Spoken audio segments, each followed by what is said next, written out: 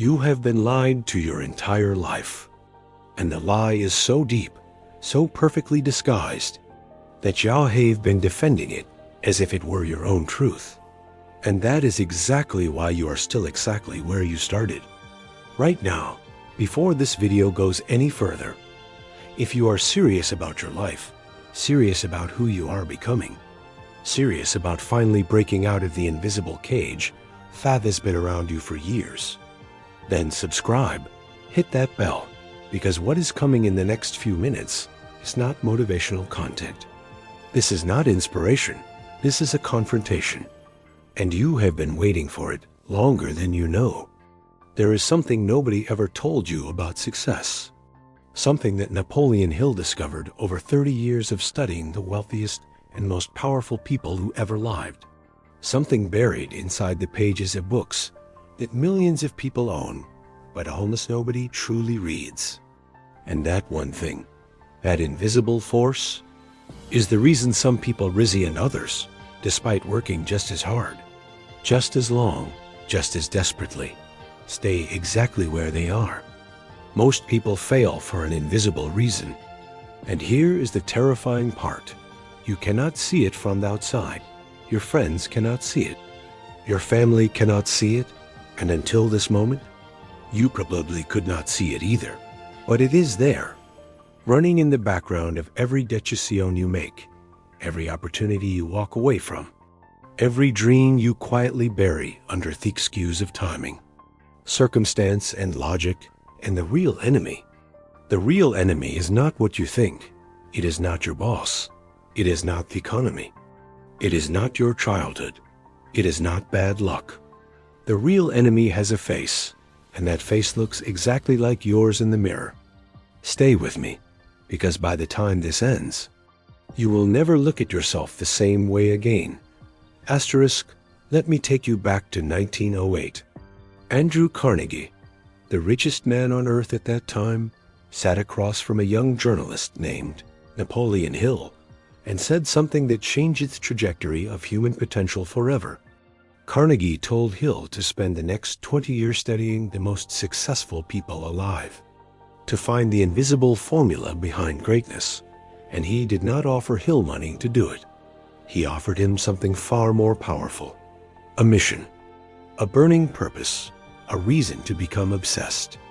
And Hill, a young man with almost nothing, no money, no connections, no guarantee, said yes, think about that moment.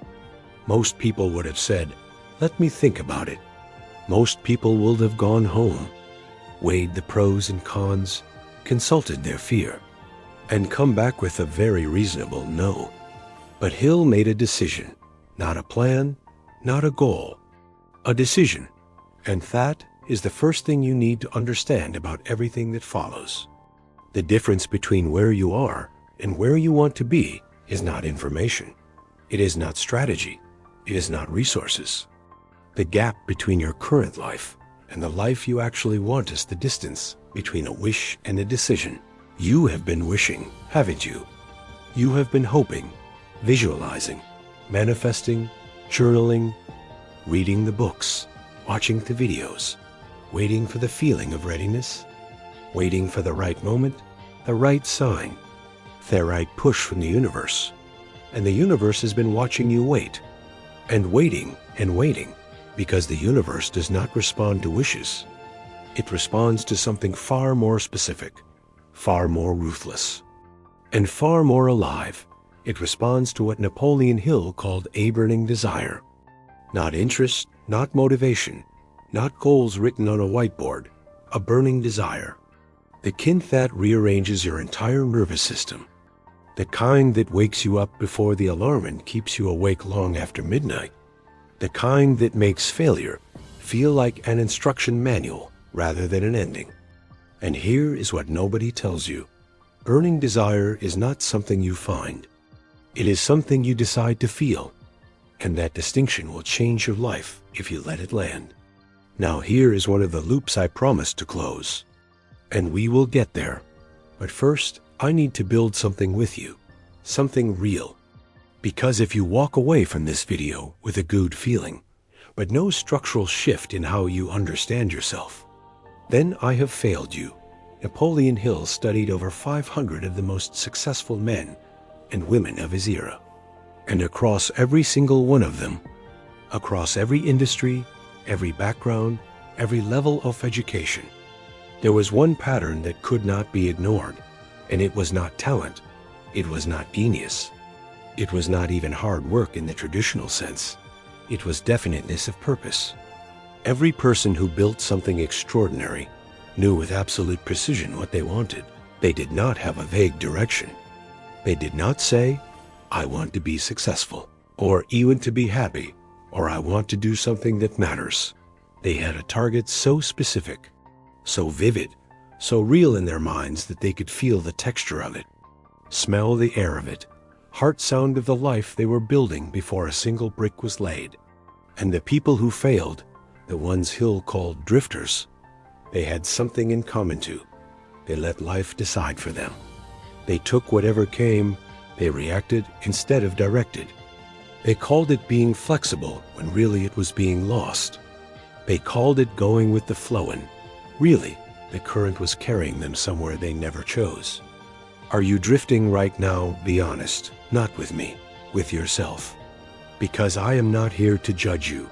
I am here to shake you awake before another year passes and you look back and feel that particular kind-off. Grief that comes from realizing you had more time than you thought. And you spent it on comfort. Comfort is the most sophisticated trap ever designed. It does not look like a trap. It looks like rest. It looks like safety. It looks like being reasonable. It looks like not being greedy. It looks like being content. But there is a difference, a profound difference, between genuine content and the quiet surrender of your potential dressed up as peace.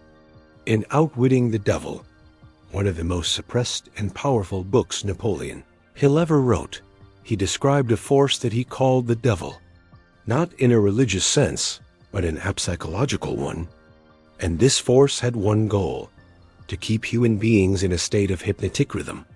Hypnotic rhythm is what happens when your habits become your identity, when the patterns of your days become the walls of your life, when you repeat the same thoughts, the same reactions, the same choices so many times that they stop feeling like choices and start feeling like reality itself. You wake up and reach for your phone before you reach for your purpose. That is hypnotic rhythm. You feel a spark of inspiration and then immediately talk yourself out of it with practical objections. That is hypnotic rhythm. You see someone else living what you secretly want, and you call it luck or genetics or timing to protect yourself from the terrifying possibility that they simply decided differently. That is hypnotic rhythm. And the most dangerous thing about hypnotic rhythm is that it feels completely normal. It feels like logic. It feels like wisdom. It feels like knowing yourself, when really it is the most elaborate form of self-deception available to a human mind. This is the invisible enemy. This is the thing nobody told you. This is the reason most people fail, not because the world is unfair, though sometimes it is, not because opportunity is scarce, though sometimes it feels that way, but because the patterns running in the background of their consciousness are older and louder and more familiar than any new dream they dare to entertain. Now I want to talk about something that Hill called autosuggestion, because this is where essence and spirit meet in a way that most people are not ready for. Your subconscious mind cannot tell the difference between something real and something vividly imagined. Read that again. Your subconscious mind, the part of you that controls your automatic behaviors, your emotional responses, your habitual thinking, your nervous system's baseline. It cannot distinguish between an experience that happened and an experience that was repeated in your mind with enough emotional intensity. This is not mysticism. This is neuroscience before the word existed. Every thought you repeat becomes a belief. Every belief you hold shapes your perception. Every perception you carry determines what you see, what you pursue, what you allow yourself to receive, and what you unconsciously push away even when it is standing right in front of you. Think about the people in your life who always seem to create the same problems. The one who gets into the same type of relationship over and over. The one who starts a new business with the same outcome as the last. The one who gets the promotion and then somehow loses it. The one who makes money and then spends it in ways that bring them right back to zero. You probably know at least one of those people. And if you are being really honest, you might recognize some of those patterns in yourself. That is not bad luck. That is autosuggestion working in reverse. That is the subconscious running its programming to completion regardless of what the conscious mind says it wants. And here is the terrifying part. And here is the liberating part. They are the same part. You are the one who fed those programs into the machine, consciously or not. You are the author of the thoughts that became the beliefs, that became the patterns, that became the life you are currently living. Which means, and this is the pivot point, you are also the only one who can rewrite them. Asterisk. Drop a comment right now. Just say, I decide to change.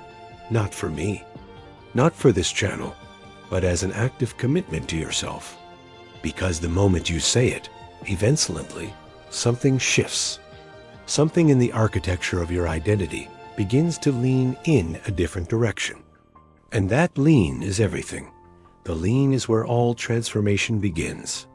Hill spent years studying the concept he called faith, not blind faith. Not religious faith alone, but a specific kind of unshakable inner certainty. A knowing that is not logical, that cannot be argued against. That exists beneath reason, the way a mountain exists beneath a storm. And he found something fascinating. Every person who achieved extraordinary results had this quality. They believed in the outcome before there was any evidence for it. They acted as if it were inevitable before it was possible. They spoke of their vision in the present tense when everyone around them was using the future tense with a polite skepticism in their eyes. You know what the world does to people like that. The world calls them naive. It calls them delusional. It calls them unrealistic. It recommends therapy. It offers them statistics. It invites them to be more grounded, more practical, more reasonable, and some of them listen, and they come down from the mountain of their vision, and they become very reasonable people who live very reasonable lives and die having never fully inhabited themselves.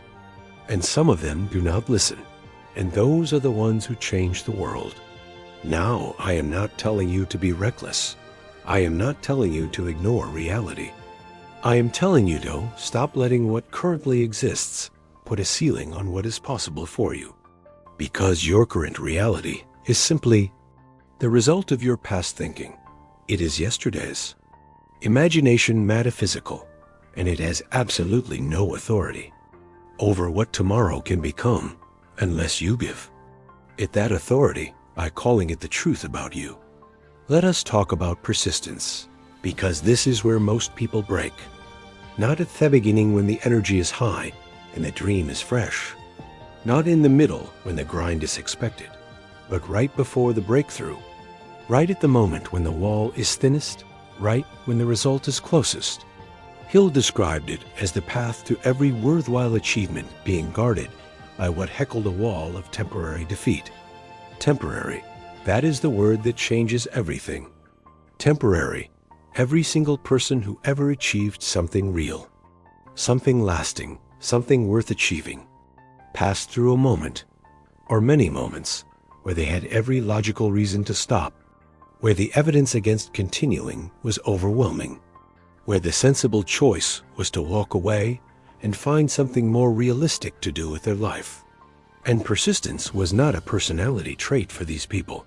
It was a decision, a daily decision, a moment-by-moment decision to keep moving, not because they were certain of outcome, but because they had made a commitment to themselves that was bigger than their current circumstances. Persistence without a definite purpose is just stubbornness. It is suffering without direction. But persistence with a burning desire and a clear vision is the most unstoppable force. In human experience, Hill called it the manifestation of will. And he was right. What have you stopped pursuing because the wall looked too high? What dream did you put on the shelf? Not because you decided against it, but because you ran out of immediate momentum and let that running out feel like a message from the universe. What version of yourself did you walk away from because the temporary defeat convinced you it was permanent? I want to talk about something Hill called the Mastermind principle, and I want to talk about it in a way you probably have not heard before. He discovered that when two or more people come together in a spirit of perfect harmony toward a definite purpose, they create a third mind, a collective intelligence that is more powerful than the sum of its individual parts. That this invisible force could access ideas, solutions, energy, and momentum that no single mind could generate alone. But here is the shadow side of this principle that most people miss. If the mastermind creates an upward force when people come together in harmony and purpose, then the opposite is equally true. Your environment creates a downward force when the people around you are defined by fear, drift, doubt, complaint, and small thinking. Look at the 5 people you spend the most time with. Not because Hill said your net worth is their average. That is too simple. Too transactional. Look at them because your nervous system is constantly calibrating itself to match the emotional and psychological environment you inhabit most. You become what you absorb.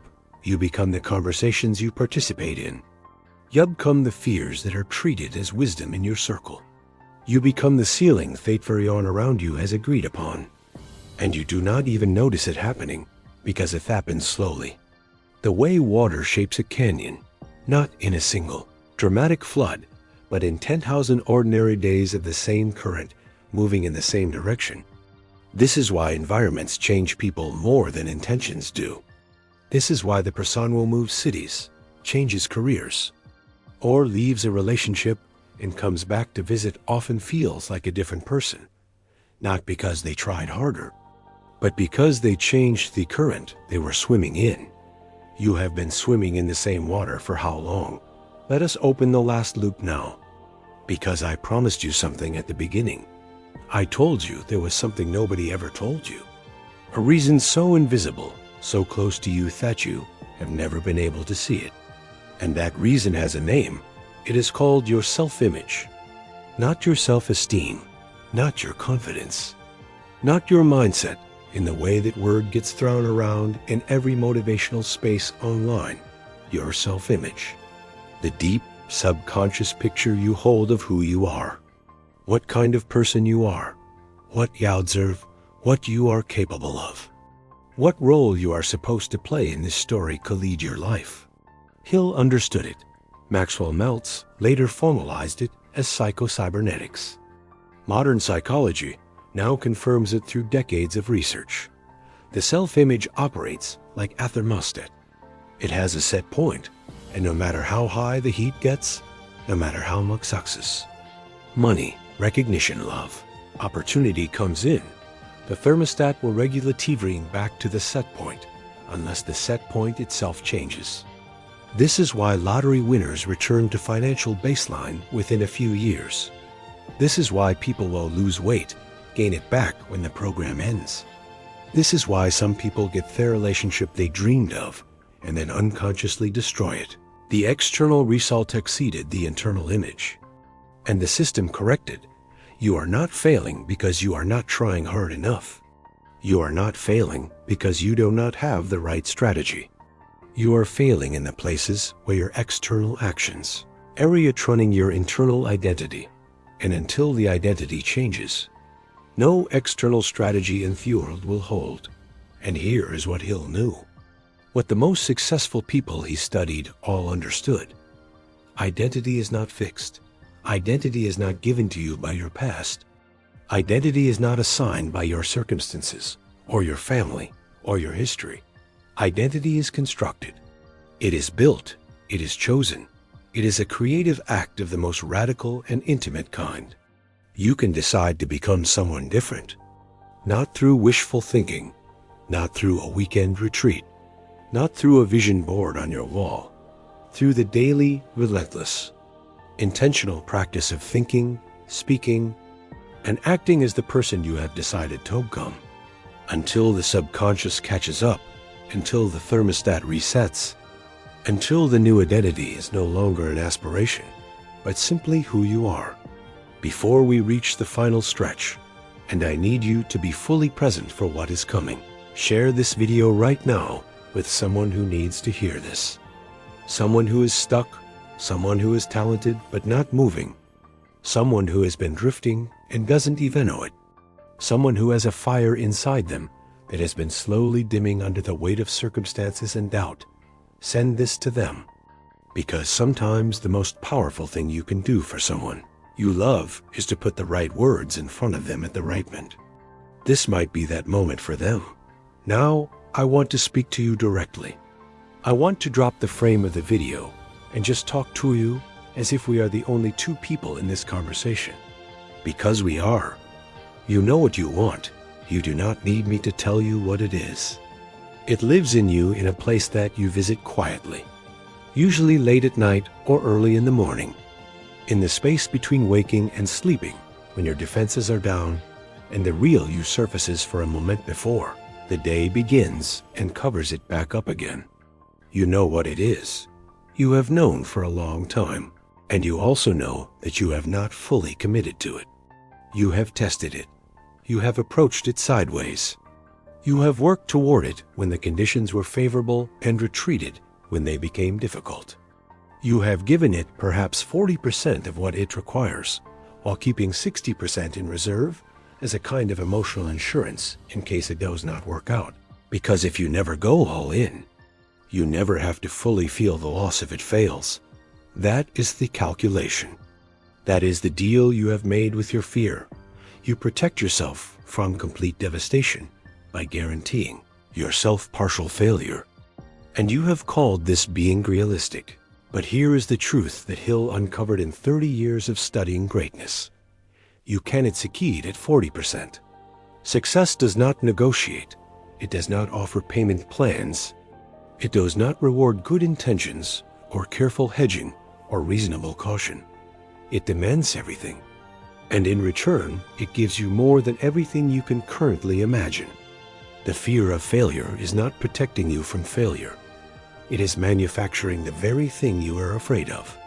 Slowly, quietly, elegantly, by keeping you from ever generating enough momentum to escape it. Let me ask you something, and I want you to actually sit with this question rather than moving past it. Who would you be right now if you had no fear? Not a little less fear, not manageable fear. No fear. Who would you be? What would you be working on? What would you say to people you have been afraid to say things to? What would you stop tolerating? What would you start demanding? Who would you become if the only thing you are working with was your desire and your capacity? That person is not a fantasy. That person is not some alternate universe version of you that got lucky. That person is who you actually are beneath the accumulated weight of conditioning, doubt, comparison, criticism, and self-protection that you have been carrying so long, it feels like your personality. It is not your personality. It is your armor, and armor, while it protects you, also keeps you from being touched by the things worth being touched by. Hill said it in different words, but the meaning is the same. Every human being comes into this world with the seed of a great purpose. And most people die without ever planting it because they spent their entire lives looking at the ground, looking at what others had planted, looking at the weather, waiting for permission to become what they already were. You do not need permission. You have never needed permission. The concept of positive mental attitude that Hill and W. Clement Stone wrote about together is so misunderstood that it has been reduced to a bumper sticker, reduced to toxic positivity, reduced to affirmations and forced smiling in the face of genuine pain. And fate is a tragedy, because what they actually meant was something far more radical and operational than that. A positive mental attitude is not a mood. It is a decision, about how you are going to interpret reality. It is the choice, made actively, consciously, daily, to extract the lesson from every defeat rather than the evidence of your unworthiness, to extract the fuel from every setback rather than the justification for surrender, to look at the life you are living and say, "This is where I am," not "This is who I am," because where you are is temporary. Who you are is a choice you keep making or failing to make every single day. And the mind, when disciplined in this way, becomes something extraordinary. It becomes what Hill called the workshop of the soul, the place where every external circumstance is transformed into raw material rather than sentence, where chaos becomes curriculum and defeat becomes direction. This is not about being happy all the time. This is not about denying pain or pretending struggle doesn't exist. This is about refusing to let your circumstances write your conclusions about yourself. This is about maintaining the faith in your own, becoming even on days when every piece of evidence seems to argue against it. You have heard about the law of success, Hill's masterwork before Think and Grow Rich. And in it, he laid out something that most people gloss over in the rush to get to the practical steps.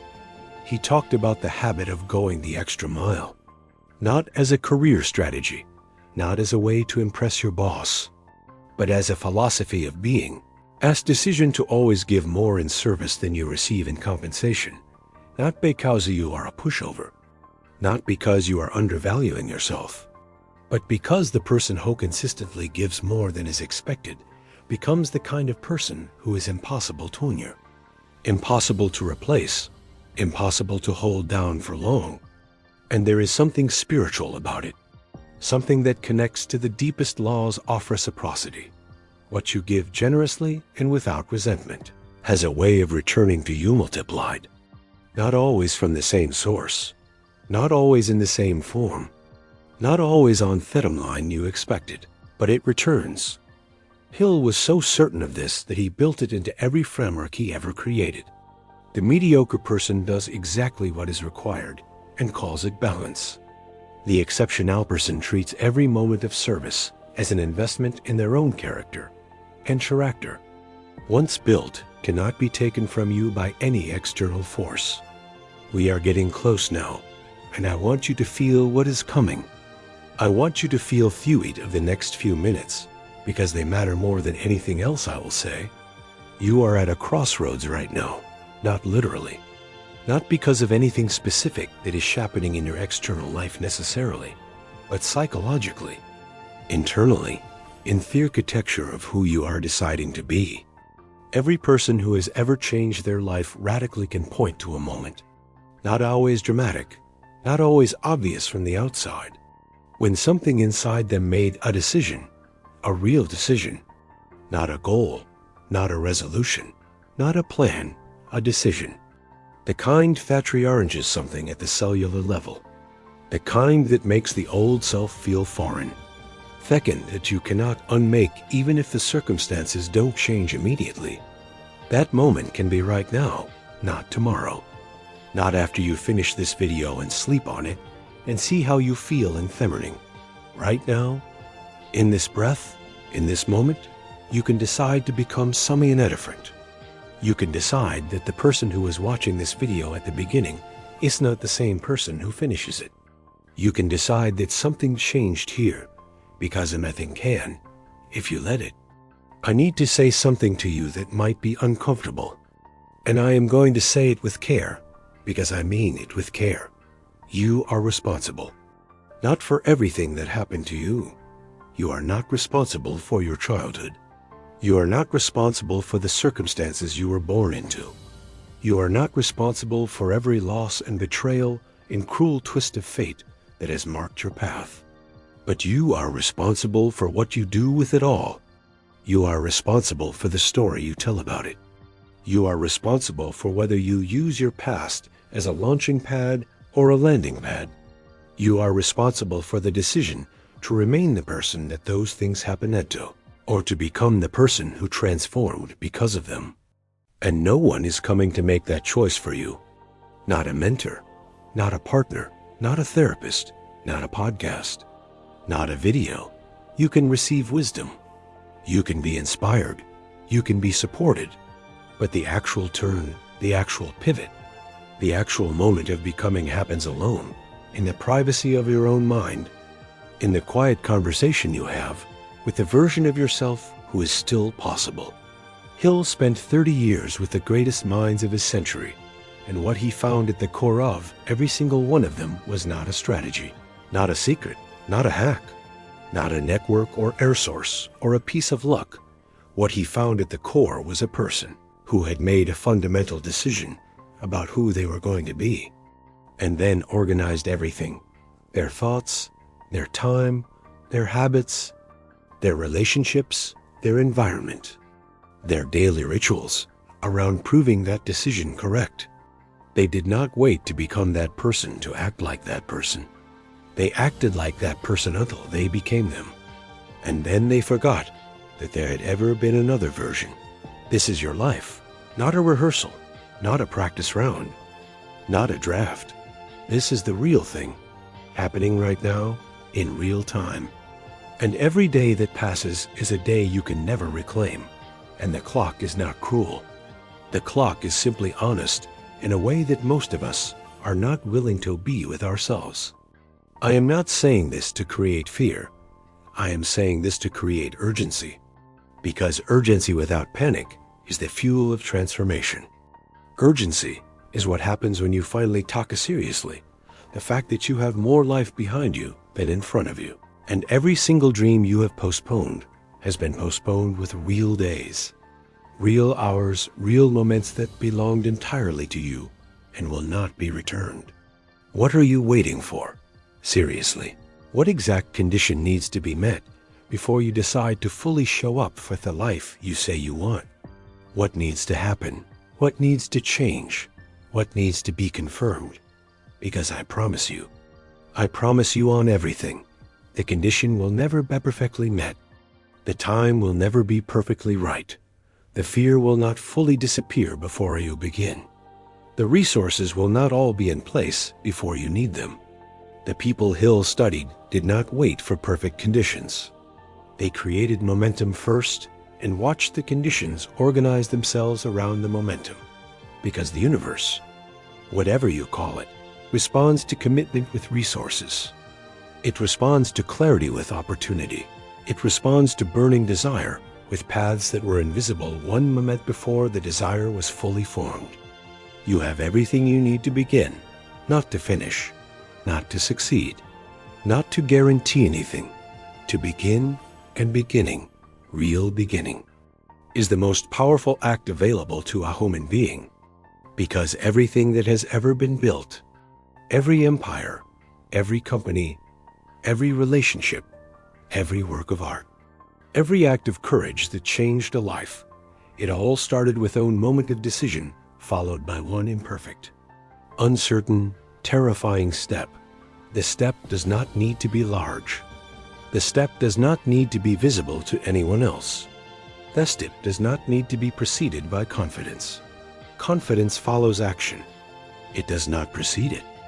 That is the lie that keeps most people frozen.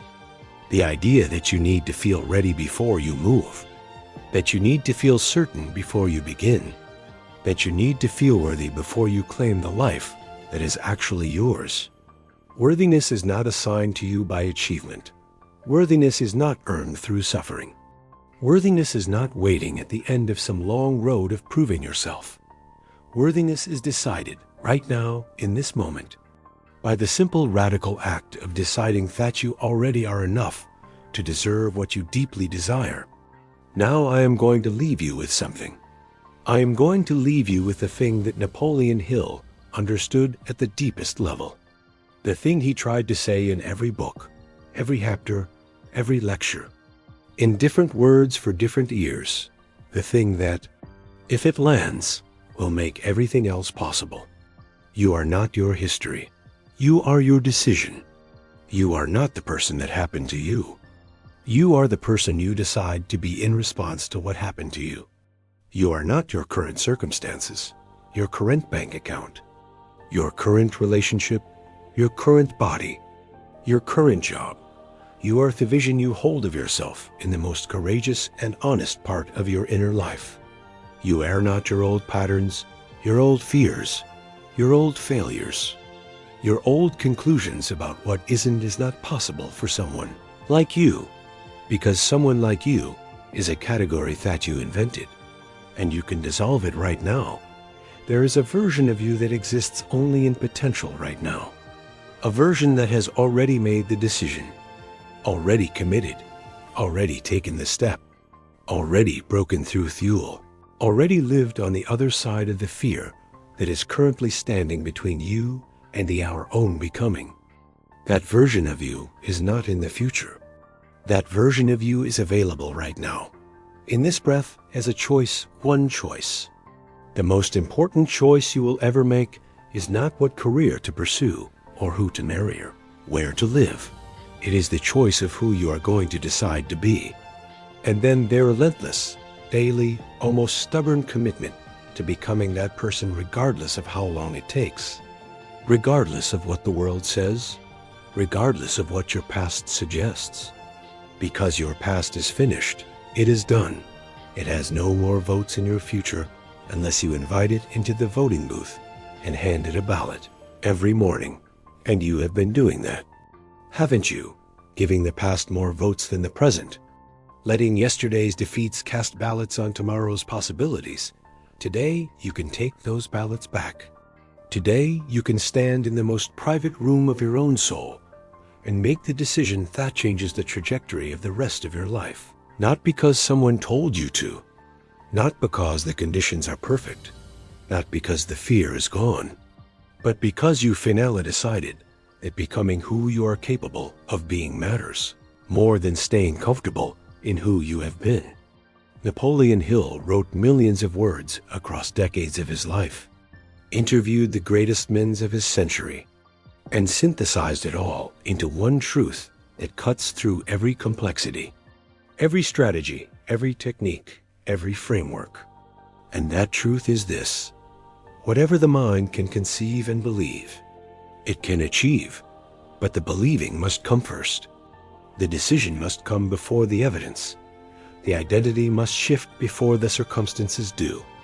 And the person you are choosing to become must be more real to you, in your imagination, than the person you currently are in the mirror. Because the mirror shows you your past, and the imagination shows you your future.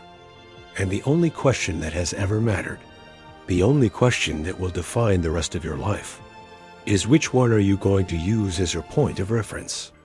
You came here today looking for something. Maybe you thought it was information. Maybe you thought it was motivation. Maybe you thought it was a strategy or a technique or a roadmap. But what you actually came looking for was permission. Permission to believe that you can still become who you always knew you were supposed to. You have it. You have always had it. The only person who was ever withholding it was you, and you just gave it back to yourself. Now go build the life that only you can build, in the way that only you can build it. From the raw material of everything you have survived, and everything you have dreamed, and the very thing you are finally deciding to become. Because the moment you truly decide, the whole universe rearranges itself to meet the other. That is not poetry. That is the oldest law in existence, and you just remembered it.